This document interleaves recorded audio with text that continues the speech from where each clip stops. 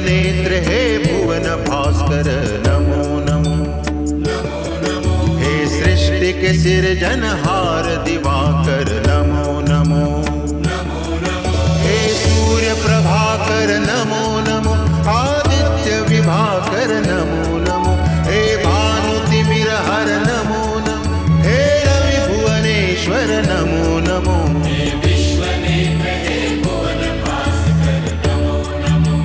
नमो नमो। हे सृष्टि के सिरजनहार दिवाकर नमो नमो।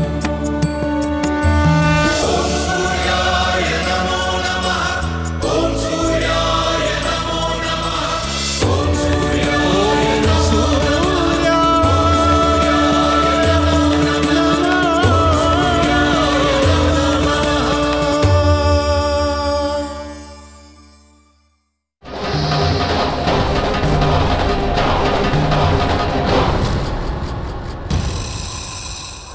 पुत्री दीदी,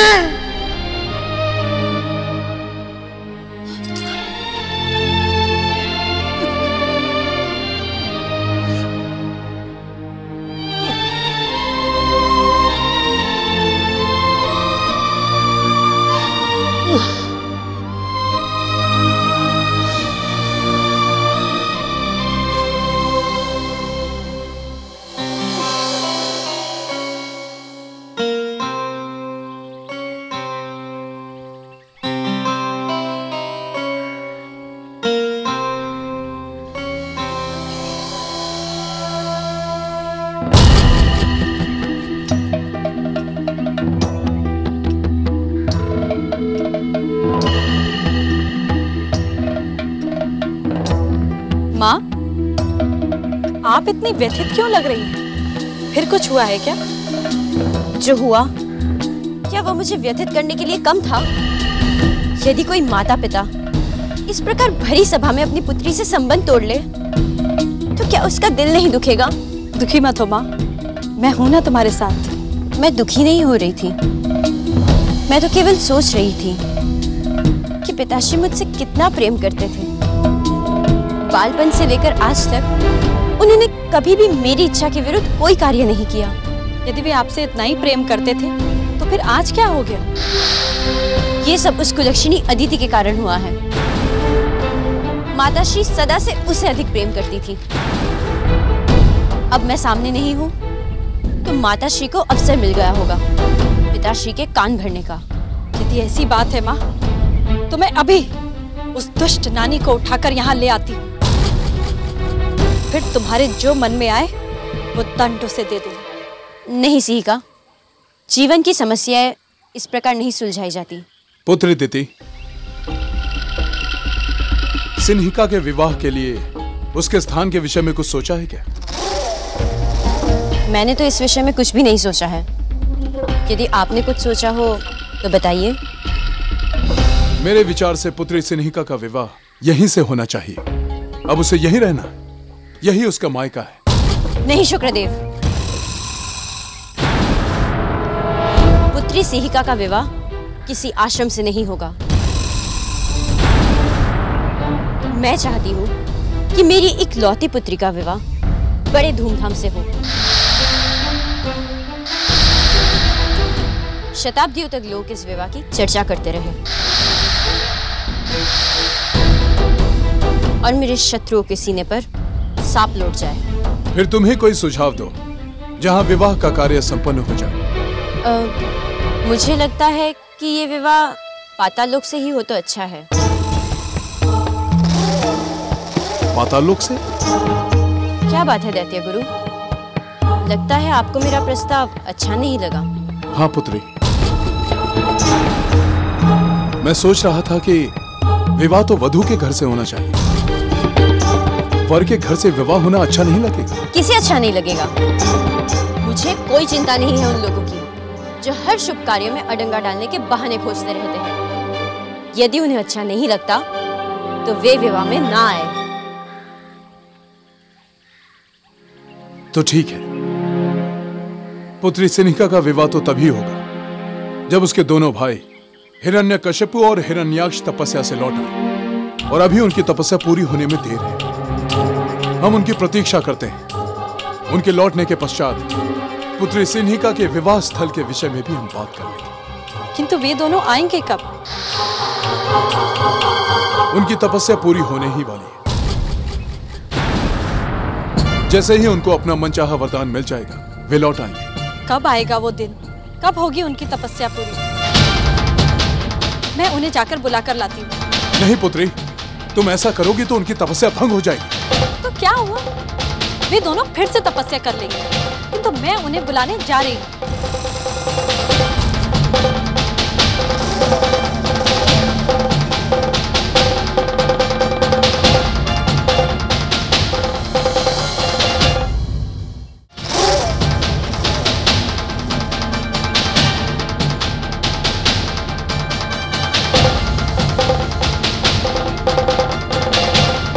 पुत्री दीदी, ये कन्या किसी की बात नहीं सुनेगी। हम एक काम करते हैं, हम भी इसके पीछे चलते हैं। आओ।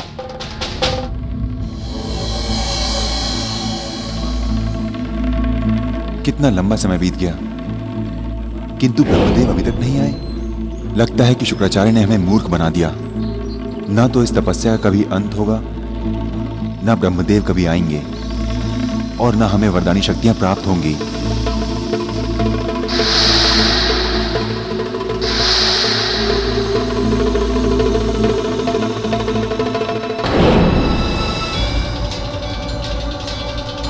ब्रह्मदेव! ब्रह्मदेव! ब्रह्मदेव! प्रकट हो, हमें तुमसे वरदान चाहिए। हम तुम्हें आदेश देते हैं, तुरंत प्रकट हो। प्रकट हो ब्रह्मदेव! हिरण्याक्ष! हिरण्याक्ष! उठ अनुज, उठ! उठ अनुज! तू क्या मूर्खों की तरह तपस्या कर रहा है? कुछ नहीं होने वाला। चल माताश्री के पास, चल अनुज। हिरण्याक्ष, सुन क्यों नहीं रहा है तू? उठ, उठ जा, अन्यथा मुझे किसी और ढंग से उठाना पड़ेगा। उठ हिरण्याक्ष। अनुज, तुम मेरी बात क्यों नहीं सुन रहे हो? हिरण्यकशिपु!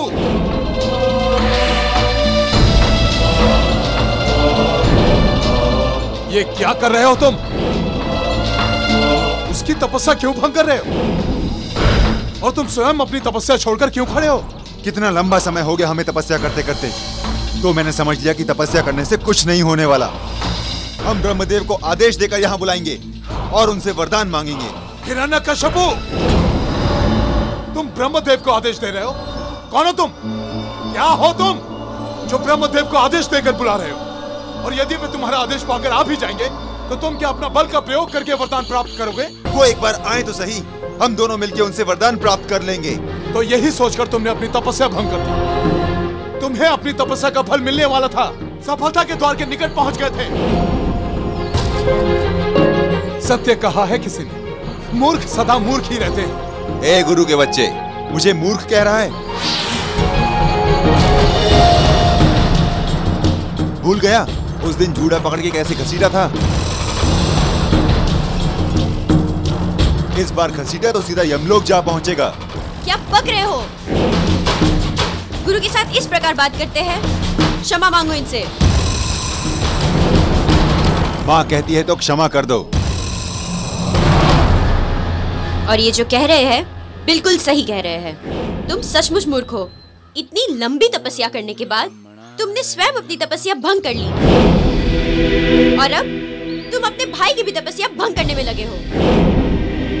अब इस प्रकार चुपचाप खड़े रहने से कुछ नहीं होने वाला। अपनी तपस्या फिर से आरंभ करो। कुछ नहीं, मैं कोई तपस्या नहीं करने वाला। अनुज, अनुज उठ जा, इस तपस्या का कोई लाभ नहीं। हिरण्यकशिपु, गुरुदेव ने कहा ना, फिर से अपनी तपस्या आरंभ करो। माँ ये ढोंगी है, हमें भी मूर्ख बना रहा है और तुम्हें भी। इसने हमें यहाँ बिठाकर सदा के लिए आपको हमसे दूर कर दिया। जिस तपस्या का मार्ग इसने दिखाया है वो कभी पूरी नहीं होने वाली। ना कभी ब्रह्मदेव आएंगे, ना कभी तुम्हारा सपना सच होगा।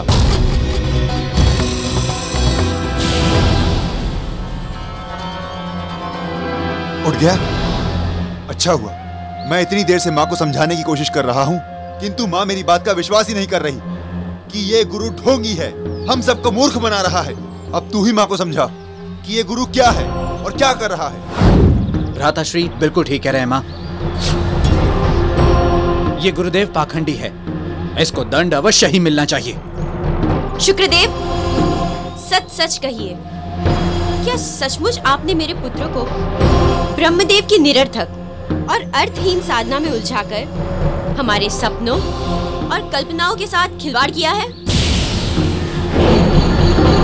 पुत्री दिति, तुम तो समझदार, और तुम ही बताओ, यदि मेरे मन में किसी भी प्रकार का छल होता तो क्या मैं तुम लोगों के साथ यहाँ आया होता? बात तो सही है माँ।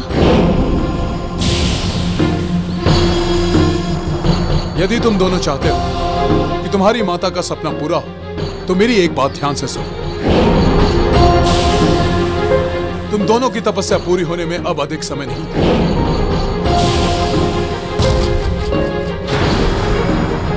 मुझे मेरी दिव्य दृष्टि से दिखाई दे रहा है कि ब्रह्मदेव अपने ब्रह्मलोक से निकल चुके हैं। तुम दोनों को चाहिए कि तुम अपनी तपस्या पे बैठकर अपनी साधना पूरी करो।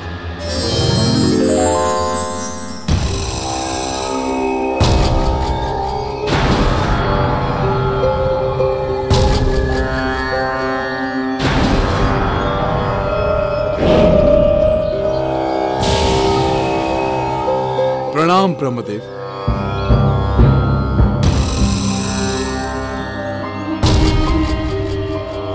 वत्स हिरण्यकश्यप, वत्स हिरण्याक्ष, मैं तुम दोनों को इच्छित वरदान देने के लिए प्रकट हुआ हूं।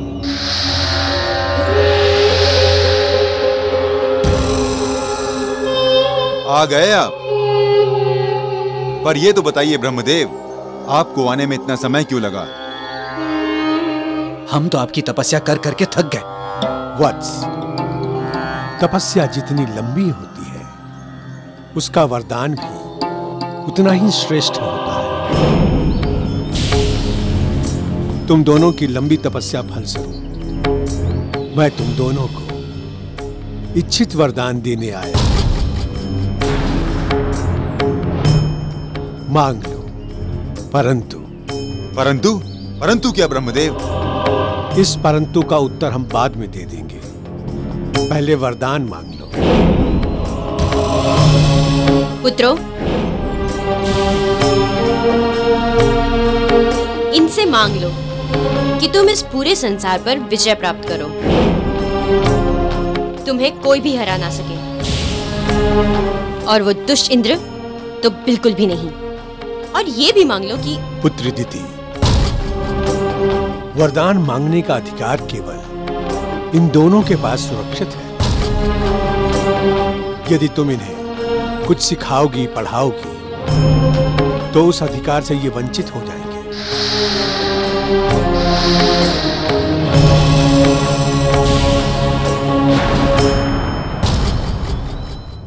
अब मांग लो, क्या वरदान मांगना चाहते हो?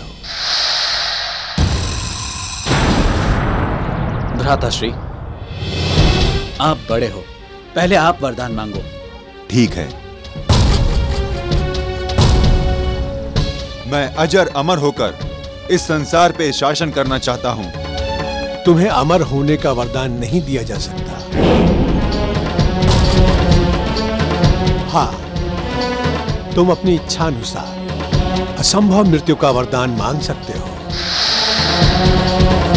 वत्स, अब विलंब ना करो और मांग लो। ठीक है ब्रह्मदेव, यदि आप मुझको कठिन मृत्यु का वरदान देना ही चाहते हैं तो ये वरदान दीजिए कि मेरी मृत्यु उससे हो जो कि ना ही पुरुष हो, ना ही कोई स्त्री, ना ही वो कोई बालक हो, ना कोई बालिका, और ना ही मेरी मृत्यु घर में होगी, ना बाहर, ना ही किसी पशु, ना ही जलचर, ना ही कोई नवचर, ना किसी अस्त्र शस्त्र, ना कोई माया, ना ही किसी योग शक्ति से मेरा अंत हो, और ना मेरी मृत्यु दिन में हो, ना रात में। तथास्तु।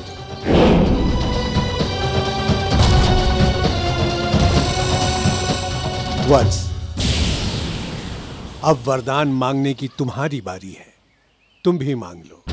परमपिता, मुझे अतुलित बल चाहिए और साथ में चाहिए उन सारे लोगों को विजय करने और अपने हाथ में उठाने का सामर्थ्य जिन पर मेरी माता श्री अधिकार करना चाहती हैं। तथास्तु।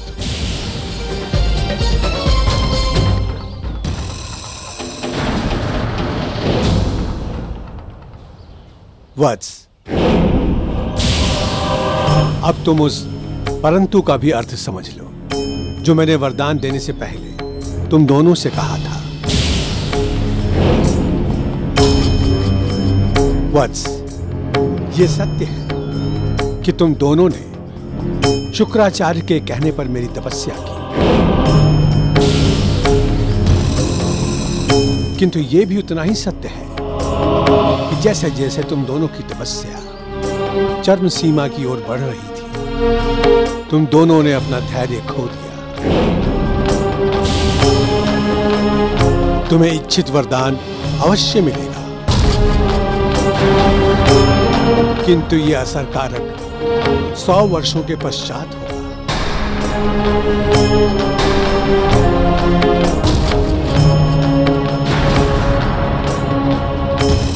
और तब तक तुम दोनों को अपना मन भक्ति और तपस्या में लीन रखना होगा,